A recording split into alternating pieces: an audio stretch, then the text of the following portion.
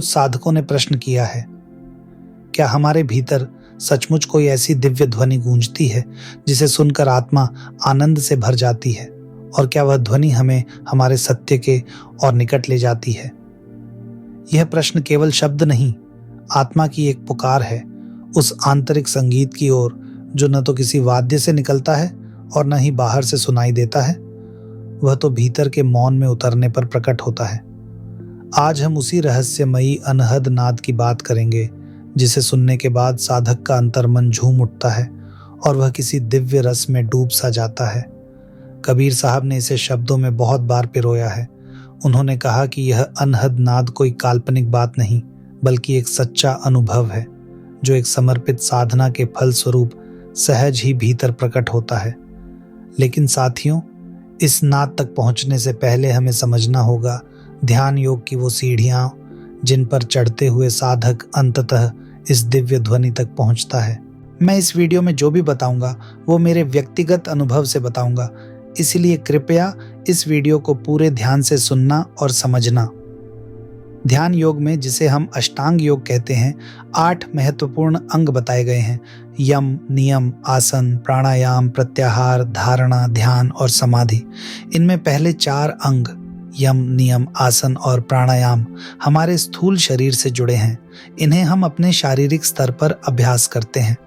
ये अंग हमें शरीर की स्थिरता, अनुशासन और ऊर्जा संतुलन में मदद करते हैं। लेकिन उसके बाद जो 4 अंग आते हैं, प्रत्याहार, धारणा, ध्यान और समाधि, ये सूक्ष्म स्तर की प्रक्रियाएं हैं जहां साधक बाहरी संसार से मुंह मोड़कर अपने भीतर की यात्रा शुरू करता है। साधना के प्रारंभिक चरण में जब साधक इन 8 अंगों का अभ्यास करने लगता है तो पहले वह यम, नियम, आसन और प्राणायाम तक ही सीमित रहता है। यह वो अवस्था होती है जब साधक बाहरी जीवन में संतुलन और शुद्धता लाने की कोशिश करता है। लेकिन जैसे जैसे साधना गहराती है, भीतर की दिशा में उसकी गति तेज होती है, तब प्रत्याहार से लेकर समाधि तक की अवस्थाएं उसके अनुभव में उतरने लगती हैं। यही वह क्षण होता है जब साधक का ध्यान धीरे धीरे स्थिर होने लगता है और आत्मा उस परम मौन की ओर बढ़ती है जहां से अनहद नाद की झलक मिलती है। कबीर साहिब कहते हैं, जहां शब्द नहीं वहां बाणी, जहां सुर नहीं वहां रस की रवानी। और जब साधक नियमित अभ्यास करता है, धीरे धीरे जब उसकी साधना गहराती है, तब केवल शारीरिक अभ्यासों तक सीमित न रहकर वह अपने भीतर उतरने लगता है। उस समय शरीर के उन 7 सूक्ष्म ऊर्जा केंद्रों का भी अनुभव होने लगता है जिनके बारे में आपने कभी कभी सुना या सोशल मीडिया पर पढ़ा होगा, पर जिनका वास्तविक स्वरूप अनुभव के बिना अधूरा है।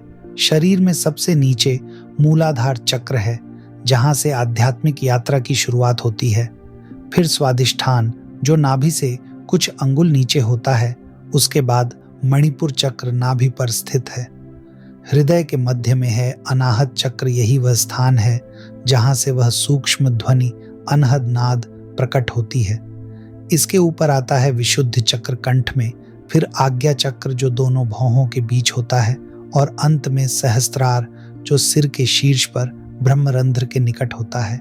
जैसे जैसे साधक इस सूक्ष्म यात्रा में आगे बढ़ता है, उसे इन चक्रों की उपस्थिति सिर्फ पढ़ने सुनने तक सीमित नहीं रहती, बल्कि वह उन्हें भीतर महसूस करने लगता है। अब यहाँ एक स्थिति आती है प्रत्याहार की। साधारण रूप से देखा जाए तो प्रत्याहार का अर्थ है इंद्रियों का वापसी करना। जैसे हम उपवास के समय भोजन से विरत रहते हैं, वैसे ही ध्यान की अवस्था में हमारी ज्ञान इंद्रियां, आंखें, कान, त्वचा, नाक और जीभ बाहरी संसार से हटकर भीतर की ओर मुड़ने लगती है। ये इंद्रियां जो हर समय अपने अपने आहार में लिप्त रहती थीं, आंखें देखती थीं, कान सुनते थे, त्वचा स्पर्श को महसूस करती थी, अब वे सब अपनी भूख बाहर नहीं भीतर खोजने लगती हैं। ये प्रक्रिया स्वाभाविक रूप से होती है जब ध्यान गहराता है। साधक आंखें बंद करके बैठता है तो बाहर का दृश्य तो स्वाभाविक रूप से ओझल हो जाता है, परंतु अनुभव वहीं तक सीमित नहीं रहता। धीरे धीरे वह पाता है कि उसकी आंखें देखना बंद कर चुकी हैं, लेकिन भीतर कोई और दृश्य सामने आने लगे हैं। कानों ने बाहरी शोर सुनना छोड़ दिया है, लेकिन किसी अज्ञात स्रोत से कुछ आंतरिक ध्वनियाएं सुनाई देने लगी हैं, जैसे कोई धीमी सुदूर से आती घंटी की आवाज, या जैसे कोई जलधारा बह रही हो मन की घाटियों में। यह अनुभव न तो कल्पना है, न कोई मानसिक भ्रम, बल्कि एक गहराई में उतरते हुए आत्मा का अपनी दिव्य प्रकृति से पहला स्पर्श है। गगन मंडल में बाजे बाजा, शब्द सुनत भया मन राजा। संत रविदास। तो जब साधक धीरे धीरे ध्यान की गहरी अवस्था में उतरता है तो वह अनुभव करता है कि भले ही उसकी आंखें बंद हों, फिर भी भीतर बहुत कुछ घटित हो रहा है। बाहर की ध्वनियां सुनाई नहीं देती, पर भीतर कोई अनजानी सी कंपन, कोई सजीव सी उपस्थिति महसूस होने लगती है। हमारी ज्ञान इंद्रियां, जो अब तक सिर्फ बाहर की दुनिया से जुड़ी हुई थीं, अब भीतर की ओर देखने, सुनने और महसूस करने लगती हैं। जैसे ही हमारे विचार शांत होते हैं, और यहाँ यह बात बहुत कोमलता से समझने की है, उस अवस्था में विचारों का रुकना ऐसा नहीं होता कि हम जानबूझकर उन्हें रोकें या महसूस करें कि अब मैं विचार नहीं कर रहा। नहीं, उस क्षण कोई विचार, यहाँ तक कि विचार नहीं है, यह भी सोच नहीं होती। वह एक गहन मौन होता है, एक दिव्य निर्वात। वहां न कोई चिंता होती है, न योजना, न स्मृति, सिर्फ एक गहरा उजला शून्य। और उसी मौन में आत्मा के द्वार खुलने लगते हैं। कई साधक भ्रमित हो जाते हैं कि जब ध्यान में उन्हें अच्छा लग रहा है और विचार कम हो जाते हैं तो वही गहराई है। लेकिन सच्चा ध्यान तो तब होता है जब मैं ध्यान कर रहा हूं, ये भाव भी मिट जाए। उस अवस्था को संतों ने थॉटलेस स्टेट नहीं, बल्कि अहम शून्यता कहा है, जहां कर्तापन नहीं रहता, सिर्फ होना ही होता है। जैसे एक पत्ता हवा में झूलता है, न वह गिरता है न उड़ता है, बस किसी अदृश्य संगीत के साथ बहता है। यही वह क्षण है जब भीतर प्राण ऊर्जा सक्रिय होने लगती है। यह वही प्राण है जो हमारे हर रोम रोम में जीवन बनकर बहता है। हम जिसे आधुनिक भाषा में एनर्जी कहते हैं, वह दरअसल चेतना की वह धारा है जो हमें जीवित रखती है। और जब ध्यान में विचार शांत होते हैं, यह ऊर्जा ऊपर की ओर चल पड़ती है, बिना किसी प्रयास के, बिना किसी भय के। यह यात्रा भीतर की होती है, लेकिन अनुभव ऐसा होता है जैसे कोई नदी पर्वत चढ़ रही हो, शांत, गहन और पूरी तरह दैवी। और जब यह प्राण ऊर्जा, जिसे आप शरीर में बहती हुई चेतना या काम में लगी हुई सटल एनर्जी भी कह सकते हैं, वह भीतर से ऊपर की ओर बढ़ने लगती है, तो यह एक नई यात्रा का आरंभ होता है। ध्यान के भीतर गहराई में उतरते उतरते जब विचार पूरी तरह शांत हो जाते हैं, तब यह ऊर्जा सुषुम्ना नाड़ी के रास्ते धीरे धीरे ऊपर चढ़ती है। पहले यह प्राण की अवस्था में होती है और आगे चलकर यही ऊर्जा कुंडलिनी के रूप में जागृत होती है। पर यहाँ हम बात कर रहे हैं उस प्रारंभिक अवस्था की, जब विचारों का झरना रुक जाता है और भीतर कुछ अनकहा घटने लगता है। उसी समय हमारी पांचों ज्ञान इंद्रियां, जो अब तक बाहर की दुनिया से जुड़ी थीं, अंतर्मुखी हो जाती है। बाहर का संसार धीरे धीरे धुंधला पड़ने लगता है और साधक को अनुभव होने लगता है कि वह गहरे अंधेरे में डूब रहा है। यह कोई डरावना अंधकार नहीं होता, यह तो भीतर के मौन का आवरण होता है, जो एक दिव्य रहस्य को अपने अंदर छुपाए होता है। जब यह प्राण वायु अनाहत चक्र से होकर गुजरती है और फिर आज्ञा चक्र तक पहुंचती है, तब भीतर कुछ ऐसी ध्वनियाएं प्रकट होती हैं जो पहली बार में चौंका देती हैं। साधक को ऐसा लगता है मानो वह किसी अनोखे संसार में प्रवेश कर रहा है, जहां बाहर का कोई भी शोर नहीं है, फिर भी भीतर कुछ बहुत स्पष्ट सुनाई दे रहा है। कान बाहर से कुछ नहीं सुन रहे होते, लेकिन भीतर कोई ऐसी ध्वनि गूंज रही होती है जो हृदय की गहराई से आती है। यह वही ध्वनि होती है जो हमें हमारी धड़कनों के बीच से सुनाई देती है, एक तेज निरंतर धक धक, जो किसी डॉक्टर के स्टेथोस्कोप से नहीं, आत्मा के अनुभव से सुनी जाती है। यह कोई साधारण ध्वनि नहीं होती, यह अनाहत नाद है, वह नाद जो बिना टकराव के उत्पन्न होता है, जो बाहर नहीं केवल भीतर सुना जा सकता है। इसे ही संतों ने अनहद कहा है, जिसकी कोई सीमा नहीं, कोई आरंभ या अंत नहीं। यह नाद हृदय चक्र से प्रकट होता है, पर इसकी जड़ ब्रह्मांड की चेतना में होती है। प्रारंभिक अवस्था में यह ध्वनि हमारी शारीरिक प्रक्रियाओं से जुड़ी प्रतीत होती है, जैसे रक्त प्रवाह या दिल की धड़कन। पर जैसे जैसे साधक स्थिर होता जाता है, यह ध्वनि अपना रूप बदलने लगती है और साधक भीतर के संसार में खो जाता है, जैसे कोई बच्चा पहली बार किसी गीत को सुनकर ठहर जाए। और जैसे जैसे साधक की यह यात्रा और गहराती है, जब भीतर की ऊर्जा अब केवल प्राण नहीं बल्कि कुंडलिनी की स्थिति को स्पर्श करने लगती है, तब न केवल नाद प्रकट होता है बल्कि प्रकाश भी प्रस्फुटित होने लगता है। यह कोई बाहरी रोशनी नहीं होती, यह भीतर का तेज होता है, एक ऐसा प्रकाश जो आंखों से नहीं आत्मा से देखा जाता है। आरंभ में जो अनहद नाद हृदय चक्र से जन्मा था, अब वह और भी सूक्ष्म होकर ब्रह्मांडीय चेतना से जुड़ने लगता है। साधक को प्रतीत होता है मानो वह यह ध्वनि कानों से सुन रहा है, लेकिन असल में वह सुनना अब त्रिकुटी क्षेत्र में होता है, जहां आज्ञा चक्र, मस्तिष्क और आत्मा के बीच का मिलन बिंदु होता है। यह ध्वनि कानों के जरिए नहीं आती, यह तो मन में प्रतिध्वनित होती है, जैसे कोई बहुत पुराना दिव्य राग भीतर ही भीतर गूंज रहा हो। अनहद नाद को सुनना एक अत्यंत मधुर और सुखद अनुभव होता है। यह साधना की एक महत्वपूर्ण उपलब्धि है, लेकिन यह अंतिम पड़ाव नहीं है, क्योंकि आत्मा का रास्ता रुकने का नहीं, वह तो प्रेम की उस गहराई में उतरने का है जहां कुछ भी पकड़ में नहीं रहता, यहां तक कि अनहद नाद भी नहीं। हाँ, यह नाद एक सुंदर पुल है, लेकिन उसे पार कर आगे जाना होता है।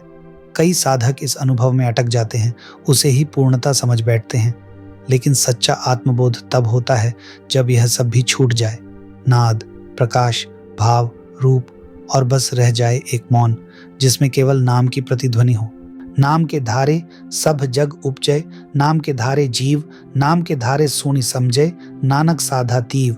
श्री गुरु ग्रंथ साहिब इस यात्रा में अनेक अनुभव आते हैं, कुछ मीठे, कुछ विचित्र, कुछ असहज, पर हर अनुभव आत्मा को थोड़ा और खोलता है। जैसे कोई कमल की पंखुड़ियां एक एक करके खुलती हैं, वैसे ही साधक के भीतर सत्य का फूल खिलने लगता है। मैं जानता हूं कि यह सब शब्दों में कहना कठिन है, और जो अनुभव किया जा रहा है उसे समझाना उससे भी कठिन।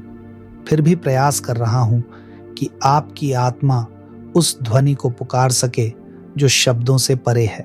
आपको याद दिला दूं कि वह नाद जो प्रारंभ में धड़कन की तरह सुनाई देता है, वही कभी कभी ध्यान में विघ्न भी बनता है। जैसे राहत इंदौरी साहब ने एक पंक्ति में कहा था, धड़कन भी इबादत में खलल डालती है, तो प्रारंभिक अवस्था में साधक उस ध्वनि से विचलित भी हो सकता है। मन चंचल हो जाता है और ध्यान जो स्थिर था वह फिर भटकने लगता है। लेकिन जब साधक उस ध्वनि पर टिकना सीख जाता है, जब वह उस नाद में रच बस जाता है, तब वही नाद उसका पथ बन जाता है और उसकी आत्मा उस अनहद में खो जाती है, जहां न विचार होते हैं न शब्द, बस एक अविरल प्रेम की ध्वनि। और फिर जब साधक उस पहले अनहद नाद में स्थिर हो जाता है, तब एक नया नाद प्रकट होता है, और यह प्रक्रिया यूं ही चलती रहती है, एक नाद से दूसरा, फिर और गहरा, और फिर उससे भी सूक्ष्म। हर नया नाद आत्मा को और भीतर और ऊंचाई की ओर ले जाता है, जैसे कोई सीढ़ी हो जो धीरे धीरे हमें आत्मा के सर्वोच्च आलोक की ओर चढ़ाती हो। यही हाल प्रकाश की अवस्था का भी होता है। जब कुंडलिनी की चेतना जागती है, तब आंखें बंद करने पर जो सामान्य रूप से केवल अंधेरा दिखता है, वह अब बदलने लगता है। जहां पहले ब्लैकनेस होती थी, अब वहां एक रहस्यमयी प्रकाश झिलमिलाने लगता है। साधारण व्यक्ति अगर आंखें बंद करेगा तो या तो अंधेरा देखेगा या कल्पनाएं, लेकिन एक जागृत साधक को उस मौन में एक दिव्य रोशनी प्रकट होती है, इतनी तीव्र, इतनी उजली कि शुरुआत में आंखों के सामने कुछ भी स्पष्ट नहीं होता। ये अनुभव वैसा ही है जैसे तेज हेडलाइट्स अचानक आंखों में पड़ जाए और सब कुछ ओझल हो जाए, पर धीरे धीरे ध्यान में निरंतर टिके रहने से उस प्रकाश में स्थिरता आती है। जो प्रकाश पहले अंधा कर रहा था, वही अब स्पष्ट दिखाने लगता है। फिर उस प्रकाश में भी रंग उभरने लगते हैं, गहरे नीले, बैंगनी, सुनहरे या कभी कभी उज्जवल सफेद। हर रंग का अपना अर्थ होता है, अपना संदेश। इन रंगों के पीछे भी दिव्यता की एक कोमल भाषा छुपी होती है, जो साधक को यह बताती है कि वह आत्मा के किस स्तर पर है और कहां से कौन सा दर्शन उसके पास आने वाला है। इस पर विस्तार से किसी अगले सत्संग या वीडियो में बात करेंगे कि कौन से रंग किस चेतना का द्वार खोलते हैं और कैसे एक साधक इन रंगों में टिककर अंदर और बाहर के दिव्य दृश्य देख सकता है, बिना कहीं जाए, बिना आंख खोले। साथियों, यह छोटी सी बात नहीं है, यह पूरी की पूरी आत्मा की यात्रा है जो हमें रोज के जीवन से उठाकर सत्य की ऊंचाई तक ले जाती है। मैंने जो भी बताया वह एक प्रयास है उस अमूल्य अनुभव को आपके हृदय तक पहुंचाने का।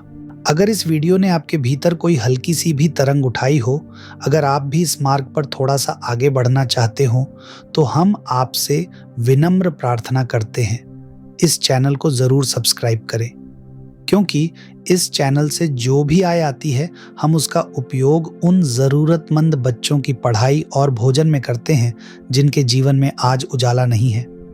हो सकता है आपके एक क्लिक से किसी की जिंदगी रोशन हो जाए। कृपया इस वीडियो को लाइक करें, शेयर करें और इस साधना की ज्योति को और आगे फैलाएं। आप सभी का हृदय से धन्यवाद और आभार। अगर आपके मन में कोई भी प्रश्न हो, कोई जिज्ञासा उठे, तो कृपया कमेंट्स में अवश्य पूछें। हम अवश्य उत्तर देंगे, क्योंकि यह संवाद केवल शब्दों का नहीं, आत्मा का मिलन है। शब्द थम सकते हैं, लेकिन वह नाद जो भीतर से उठता है वह कभी नहीं थमता। वह अब भी गूंज रहा है, शायद अभी भी आपके भीतर कहीं बहुत गहरे, जो ब्रह्मांड में सोई बाणी, सो साधु के हृदय समानी। आपका मन शांत रहे और आत्मा सत्य से जुड़ती रहे, यही हमारी प्रार्थना है।